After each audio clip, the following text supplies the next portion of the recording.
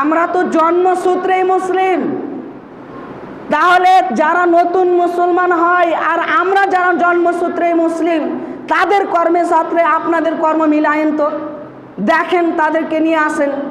যারা নতুন মুসলিম হচ্ছে আর আপনি জন্মসূত্রে মুসলিম, মিলিয়ে দেখেন তো সে কি নামাজ পড়ে না? যারা নতুন মুসলিম হয়, আপনি তো জন্মসূত্রে মুসলিম, তারপরেও আপনি নামাজ পড়েন না, তাহলে কি আপনি আল্লাহকে ইলাহ হিসাবে মানেন?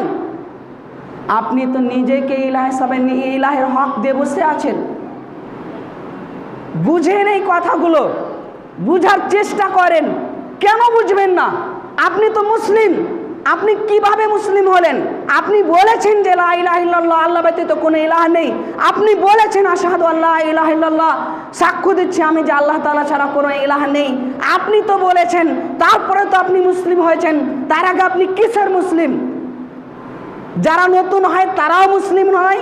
আপনি যদি না বলে থাকেন আপনি মুসলিম না নয়, আপনি বলেছেন ওই জন্য আপনি মুসলিম। তাহলে আপনি কিসের মুসলিম? আপনি বললেন যে আল্লাহর আইন বিধান আমি মেনে নিলাম মাথা পেতে, আশহাদু আল্লা ইলাহা ইল্লাল্লাহ, তারপরে আপনি মানেন না।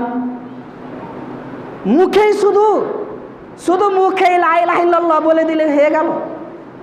এটাই কি কালেমার মানে মূল অর্থ?